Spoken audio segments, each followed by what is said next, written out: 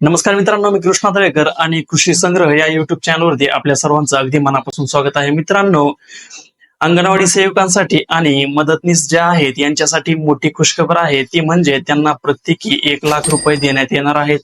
आणि याबद्दल अधिकृत बातमी जी आहे ती सुद्धा आपण पाहणार आहोत.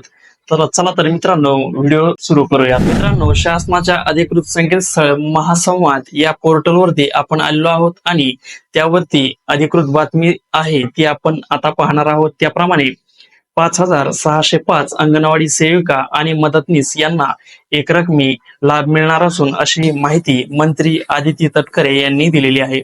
त्याप्रमाणेच आपण बातमीमध्ये पुढे पाहणार आहोत. अंगणवाडी कर्मचाऱ्यांना लाभ देण्याचा निर्णय घेण्यात आलेला आहे.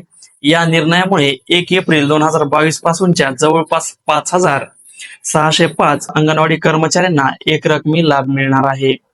यामध्ये अंगणवाडी सेवकांना प्रत्येकी 1,00,000 रुपये पर्यंत, तसेच मिनी अंगणवाडी सेविका मदतनीस यांना प्रत्येकी 75,000 रुपयापर्यंत लाभ दिला जाणार आहे, अशी माहिती महिला व बालविकास मंत्री आदिती तटकरे यांनी आपल्याला दिलेली आहे. यामध्ये आता आपण माहिती जाणून घेणार आहोत की हा एकरकमी लाभ जो दिला जाणार आहे तो कुणाकुणाला दिला जाणार आहे. तर त्याप्रमाणे एकात्मिक बाल विकास सेवा योजनेमधील राज्यामधील अंगणवाडी कर्मचाऱ्यांच्या दिनांक 1 एप्रिल 2022 पासून ते त्यांना ग्रॅज्युटी लागू करण्याबाबत धोरणात्मक निर्णय होईपर्यंतच्या कालावधीतील सेवानिवृत्ती, राजीनामा, मृत्यू तसेच सेवेतून काढून टाकण्यात आलेल्या किंवा इतर प्रकरणी शासनामार्फत यांना एकरकमी लाभ एकात्मिक बालविकास सेवा योजना आयुक्तालयाकडून देण्यास दिनांक 25 फेब्रुवारी 2024 या दिवशी झालेल्या मंत्रिमंडळ बैठकीमध्ये मान्यता देण्यात आलेली आहे. तसेच हा लाभ देताना शासन निर्णय दिनांक 30 एप्रिल 2024 मध्ये नमूद केल्याप्रमाणे आणि सूत्राप्रमाणे पूर्णपणे शासनामार्फत देण्यास यावा यासाठी येणारा जो खर्च आहे त्यासाठी सुद्धा मान्यता देण्यात आलेली आहे.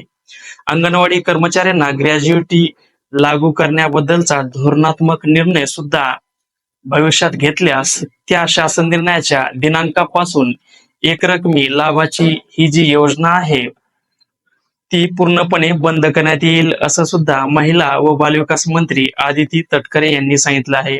तर मित्रांनो, आपण या बातमीच्या आधारे आता ही माहिती आणि हा व्हिडिओ बनवलेला आहे, पण यावर अजून सुद्धा शासन निर्णय निघालेला नाही. ज्यावेळी शासन निर्णय निघणार आहे त्यावेळी सुद्धा आम्ही असाच व्हिडिओ बनवून तुम्हाला पुढील माहिती देऊ. चला तर मित्रांनो, चॅनलवर नवीन असाल तर चॅनलला सबस्क्राईब नक्कीच करा आणि अशाच व्हिडिओ पाहण्यासाठी आमच्या चॅनलला भेट देत राहा. नमस्कार.